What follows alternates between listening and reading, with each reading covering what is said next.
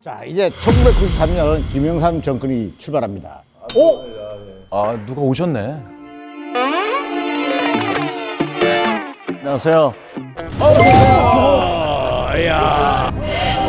안녕하세요. 아, 예. 안녕하세요.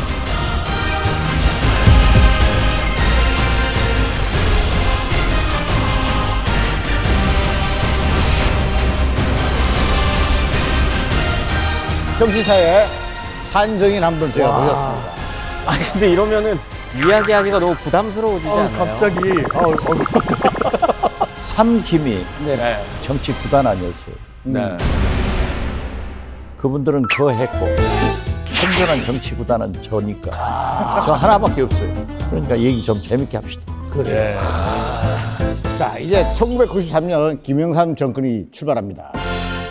사실 이 문민정부의 탄생으로 국민들이 굉장히 기뻐했어요, 그죠? 네, 이제 YS 집권 초반에는 하나회 숙청, 금융실명제 도입, 부정부패 사정 및 이 공직자 재산 공개 제도화 등으로 초반 지지율이 90%를 상회했다고 해요.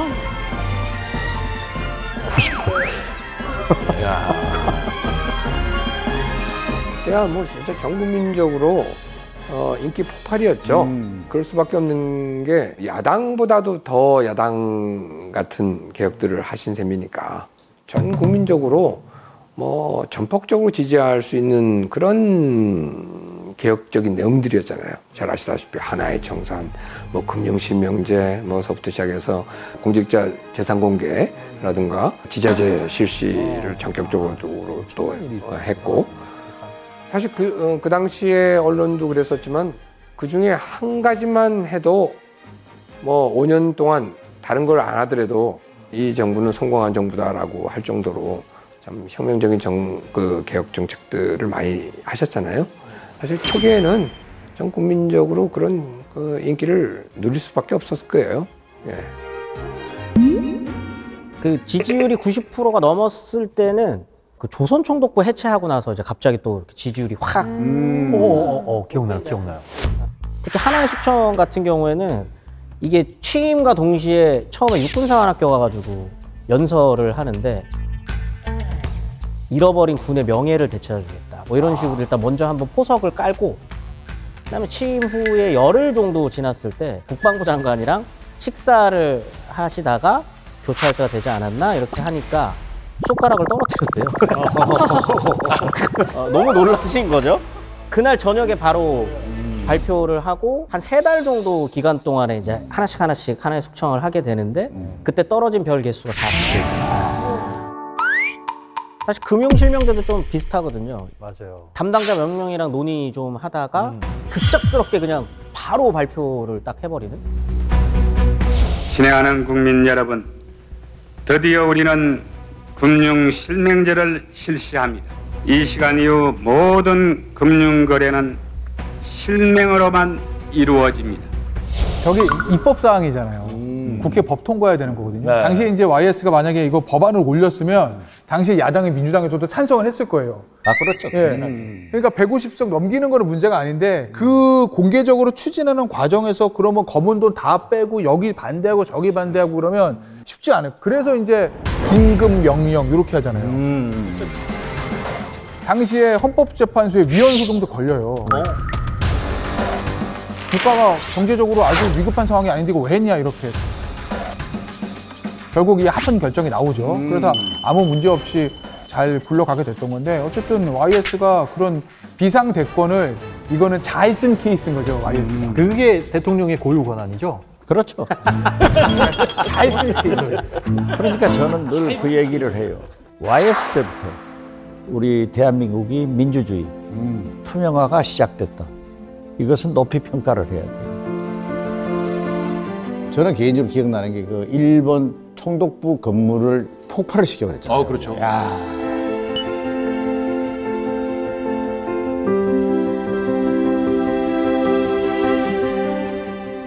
저거 뚜껑 떼어내는 거 기억이 나요, 저거. 저 생방송으로 그때 다, 예. 저 중앙청사를 폭파할 때 네네. DJ는 굉장히 반대했어요. 아, 그래요? 아무리 치욕적인 역사라도 보존하면서 거기에서 역사를 배우는 게 더 중요하다. 이게 지금 그렇다면 저 YSDJ의 어떤 그 성격이 정말 극명하게 딱 극명하게 보이는. 그래서 조선총독부 잔해 일부가 이제 천안시에 있는 바로 독립기념관에 전시가 지금 되고 있습니다. 이 일본 총독부의 건물 잔해를 최대한 홀대하는 게 컨셉이라고 합니다. 만들 때부터 테마를 그렇게 잡았어요. 그러니까. 서쪽에 있어가지고 해가 지는 곳에다가 일부러 조성을 하고 못 가보고 싶다. YS를 이제 역사 인물로 좀 비교를 해보면 네네. 약간 흥선대원군 같아요. 흥선대원이요? 자기가 딱 생각하는 바가 있으면 밀고 나가는 것도 좀 그렇고 대단히 보수적 개혁을 추진했었다는 면에서도 좀 비슷한 면이 있고 결정적으로 둘 다 경복궁을 복원했어요. 조선총독부 해체는 더 큰 그림 안에 있는 게 경복궁 복원이었어요. 그 공간을 좀 복원시켰다는 면에서 둘이 좀 비슷한 부분도 있어요. 아, 이렇게 승부사 기질이 YS 정말 대단한데요. 국민들에게도 인기가 그렇게 높았다고 합니다. 당시 한승연 씨보다 3살 많은 초등학생들한테 설문조사를 해봤거든요. 네네. 가장 인기 있는 사람 누구냐? 서태지 2등. 서태지가 2등. 서태지가 2등 했고. 1등은 누구냐? YS.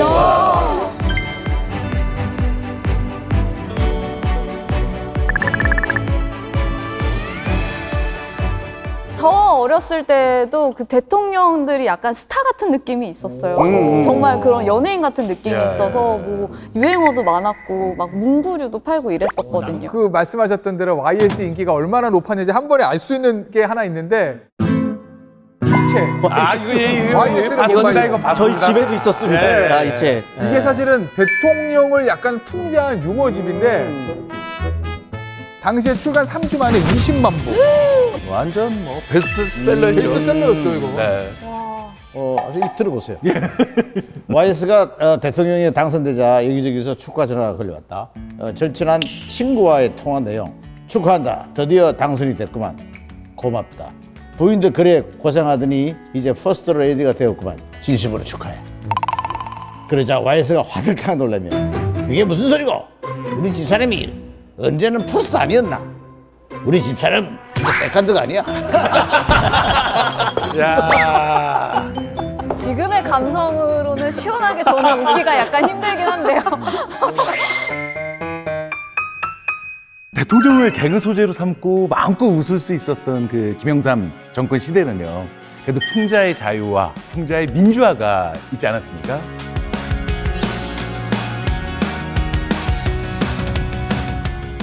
이런 유머가 막 돌 때 DJ께서는 풍자에 대해서 어떤 말씀하셨어요?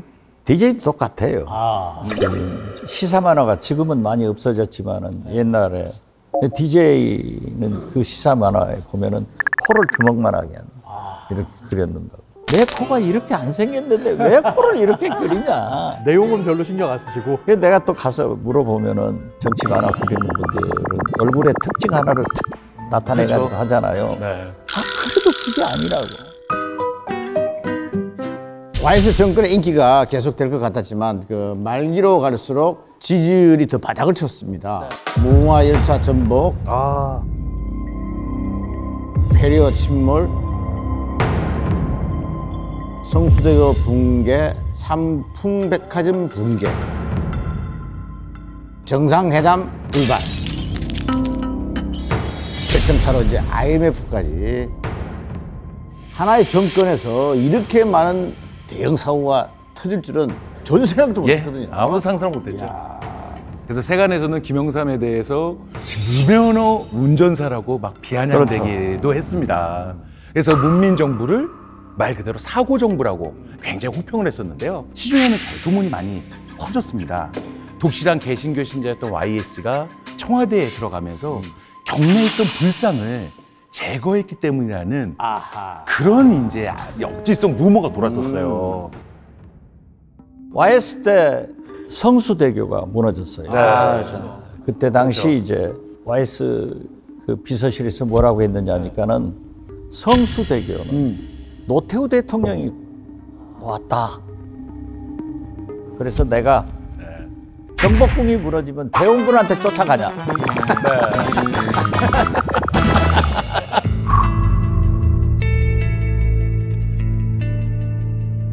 근데 그것도 그거지만 사실은 YS 입장에서 보면 집권 기간에 제일 불명예. 이게 결국 IMF인 거죠. 국가부도사패.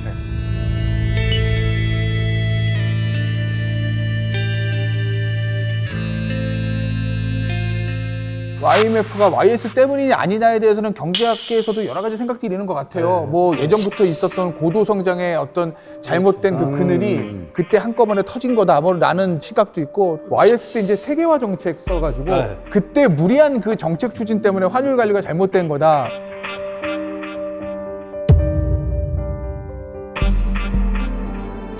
근데 이제 문제는 YS가 IMF가 터지기 며칠 전까지만 해도 이걸 몰랐다는 거예요. 자기는 보고를 잘 받지 못했다.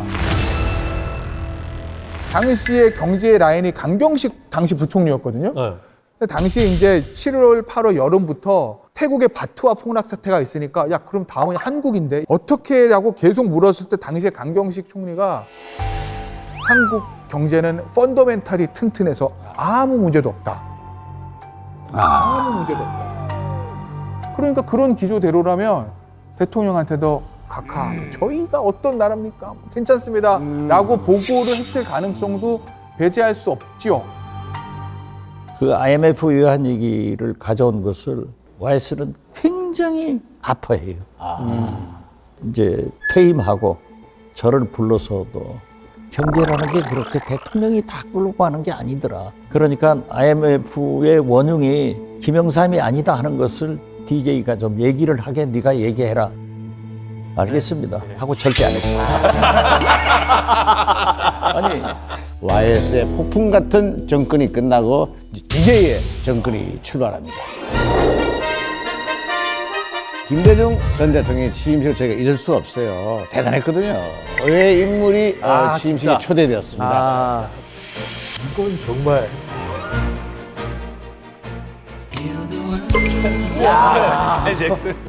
마이클 잭슨. 저거 보고 깜짝 놀랐어요, 사람들 다.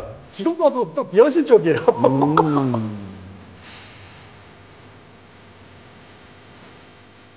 근데 무슨 친분이 있었나요? 예, 그 마이클 잭슨이 한국에 방문했을 당시요, 과거 미국에서 망명을 했던 정치인 DJ를 기억하고 주위에 만나고 싶다 계속 수소문을 냈다고 하더라고요. 마이클 잭슨이? 네. 그래서 결국 국민회의 총재였던 DJ를 만나 대화를 이렇게 했는데 너무 잘 통했다고 합니다. 그래요? 김대중 전 대통령께서는 사실 그 문화예술인들을 굉장히 사랑해 주셨어요. 그래서 청와대 초대도 많이 하시고. 그렇죠. 저는 사실 그 야당 총재 시절에 식사를 같이 했어요. 대통령 되시기 전에 이경규와 간다라는 프로가 있었어요. 제가 그냥 찾아갔어요. 카메라 들고. 근데 그 들어가니까 굉장히 반겨주시는 거예요. 그래가지고 한 2시간, 3시간인가를 촬영했어요. 같이. 저 사모님도 나오시고. 그래가지고 이제 그게 MBC에서 방송이 돼야 되는데 이게 난리가 난 거예요. 왜요? 야당 총재를 어떻게 편파적이다. 그래서 PD하고 저하고 테이블 편집해놓고 밖으로 도망가 버렸어요. 뭐 방송을 해야죠. 방송이 나갔어요. 대박이 터졌어요. 그래가지고 DJ께서는 빨갱이 뭐 이런 걸 많이 뒤집어 쓰고 있었잖아요. 그렇죠. 이미지를. 그 이미지가 없어졌어요. 대통령 된 게 그러면 일조했다는 얘기네요, 지금, 그죠? 뭐 일정하게 보다도. 아무튼 이경규 씨를 엄청나게 좋아하고 저런 의식 있는 이 연예인들에 대해서 굉장한 존경과 애정을 가지고 있었죠. 그다음에 이제 그 대통령께서 책을 내주셨어요. 잠깐만. 이게 뭐야? 이게 뭐야? 이경규의 스펠.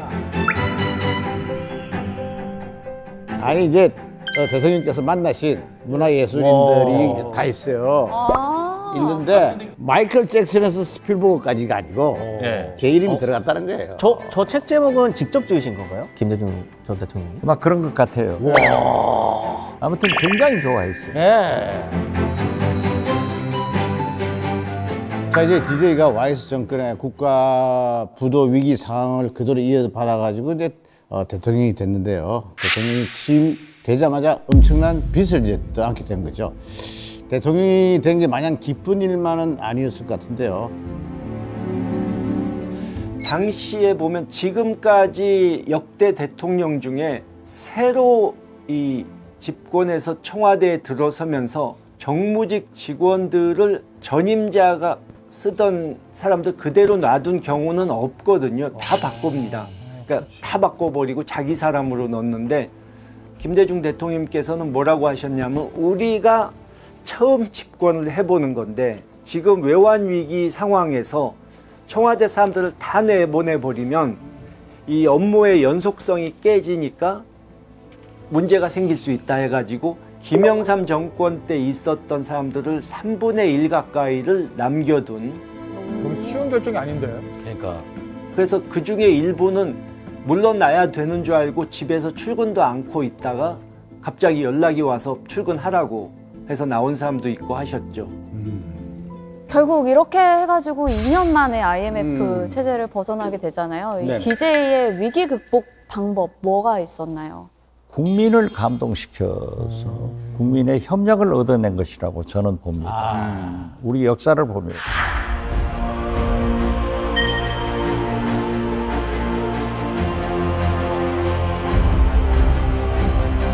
저도 뭐 이 저 금을 갖다 냈던 기억이 나요. 아, 금융위기. 저희 가족이 다. 네. 가족이 다. 그 노래 기억나세요? 하나 돼요. 하나 돼요. 네.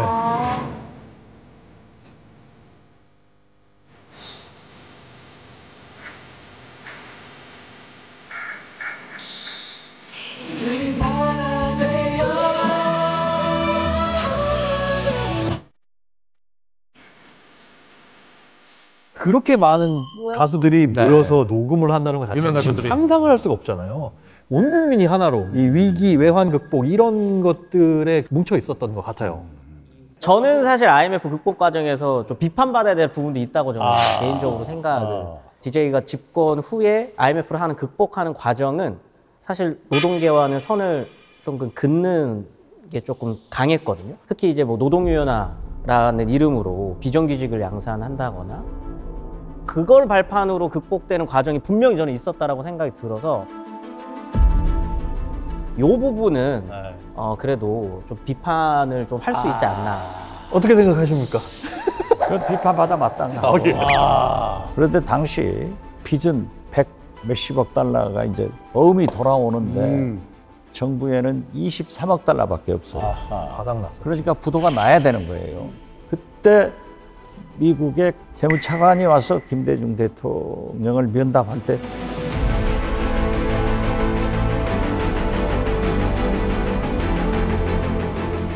그러면서 노동의 유연성을 굉장히 강조했어요. 그리고 사실 그때는 IMF 기간이기 때문에 우리의 자율권이 없었습니다. 그 요구 조건 다 들어줬어요. 완전히. 그렇기 때문에 미국과 그 선진 제국들의 도움을 받기 위해서 안 할 수 없었어요.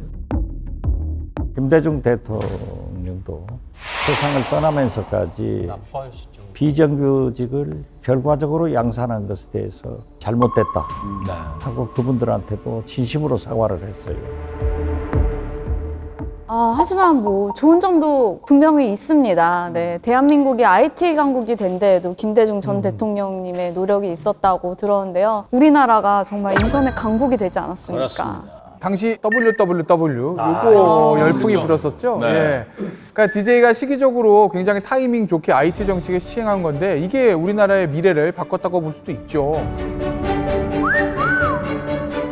그리고 이 DJ가 대통령 되기 훨씬 전부터 초고속 인터넷 이거보다도 더 먼 미래를 내다봤다고 하는데 지금 전자 미국에서 벌써 나온 이제 그 전자 본부 기계 같은 건요.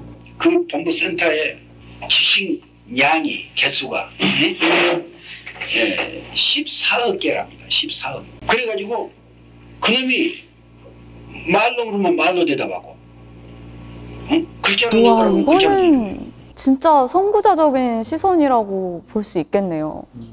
그런데 이제 조금만 있으면 어떻게 되냐면 가정마다 텔레비전 세트 같이 그런 세트를 놔가지고 세종대왕이 몇 해에 돌아가셨지? 그러면 거기서 몇 해요? 하고 말로 대답해줘요.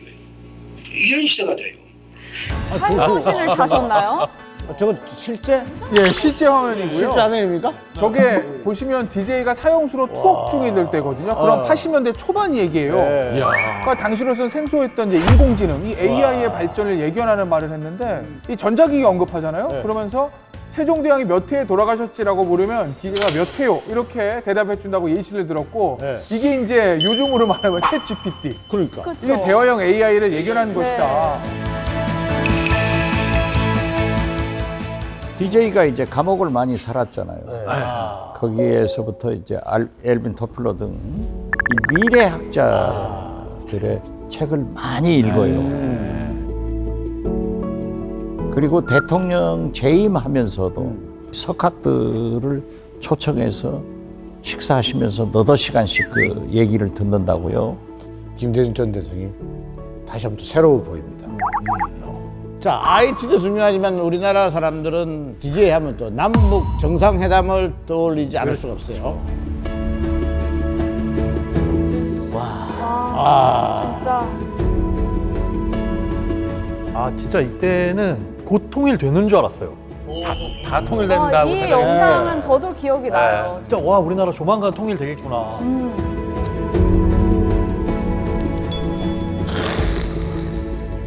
진짜 신기했어요, 정말. 저 투샷이 저게 상상조차 못한 투샷이잖아요. 진짜 오래간만에 보네요. 이 장면. 네. DJ가 엄청 자연스럽게 이렇게 회담을 리드하며 좋은 분위기를 만들어내지 않았습니까? 사실 DJ가 청와대에서 비밀리에 남북 모의 정상회담을 했다고 합니다. 모의로요? 네네. 최대한 실제와 똑같이 최대한 닮은 사람을 대역으로 두고 연습을 하게 된 거죠. 저분이? 예예예. 근데 원래 뭐 하던 분이에요, 저분은? 국정원에 계시던. 그래요? 그러니까 뭔가 그걸 아시는 분이 대역을 할 수 있지 얼굴 가지고 하는 건 아니니까. 북한 전문가예요. 모든 것을 DJ는 철저하게 준비를 해요. 그런 스타일이셨구나.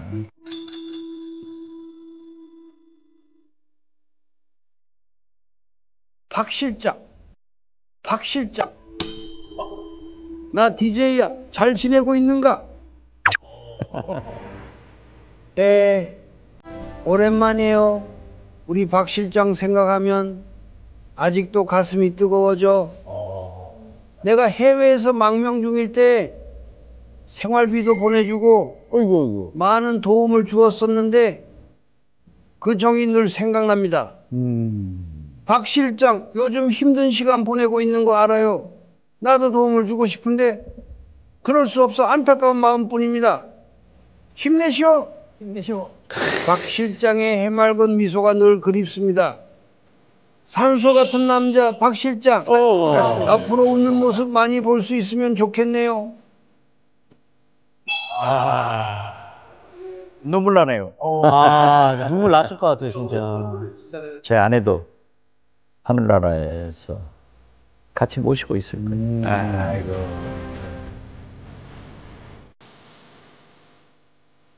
우리 의원님께서는 상갱시대가 그리우신가요?